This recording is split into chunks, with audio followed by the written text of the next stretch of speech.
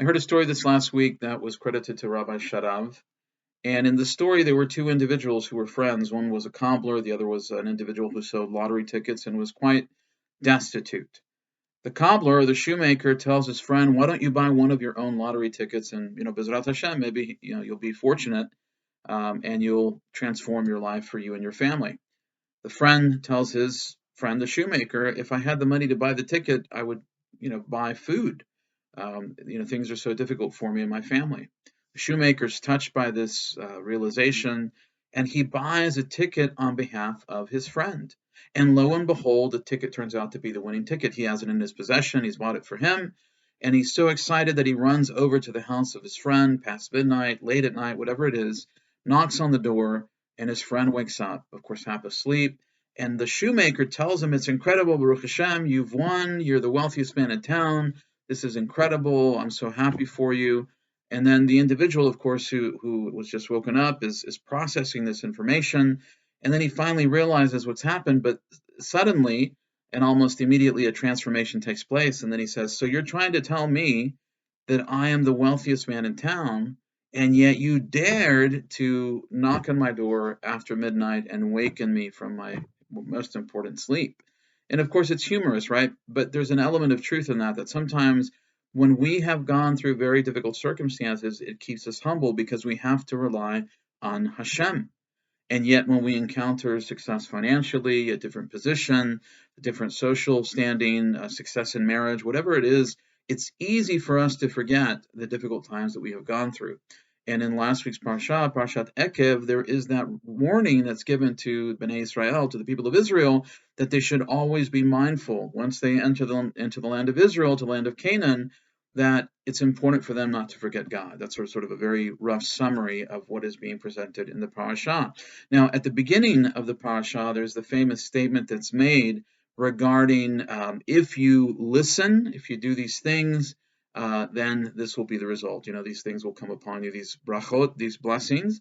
And one of the words that's used, ekev, is a word that is often in other biblical texts translated as heel, something that we of course walk on. And so Rashi, Rabbi Solomon ben Isaac, looks at this and argues that if you don't walk lightly on the commandments, if you don't take for granted those commandments that are not, shall we say, as visible as other commandments, then this blessing will come about. But it's interesting because oftentimes many individuals that I have met, and I think it's something that's within human nature, when they're embracing the Torah, when they're returning to the Torah, whatever it is, they often gravitate toward those mitzvot that are very easy to see, whether it's a head covering, or it's tefillin, or a talit, or a woman's head covering, or a Hanukkah menorah, whatever it is, something that's tangible, they gravitate towards that, a mezuzah, because it's natural human tendency to want to see something. But those other commandments that we don't naturally think about, the ones that are much more difficult, the commandments that have to deal with speech and gossip and lashon hara or rechilut, or other things that deal with the broader aspects of the Torah, are not often things that we readily think about.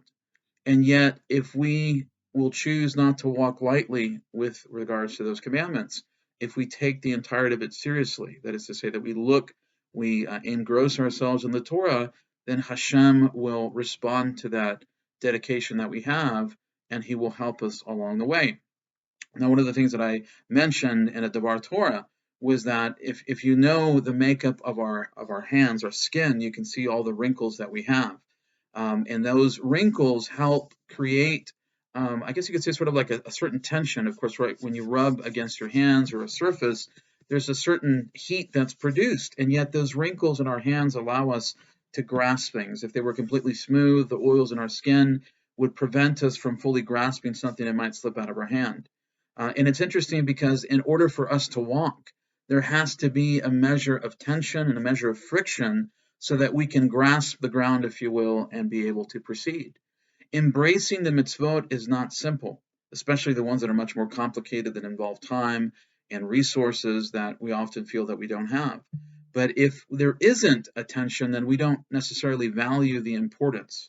the covenant that Hashem established with the people of Israel. And the tension is part of the process, the friction, if you will, that we feel sometimes, that inner turmoil is part of the process. And as I mentioned in the Devar Torah, for those who were with us locally, the struggle for Torah is Torah. That drive, that challenge that is presented to us in the observance of the commandments is part of the divine process. And it's something that is difficult, but we shouldn't shy away from it. We should embrace it, and we should strive to daily improve our lives. And again, back to the original point of the story, remember where we began as we continue.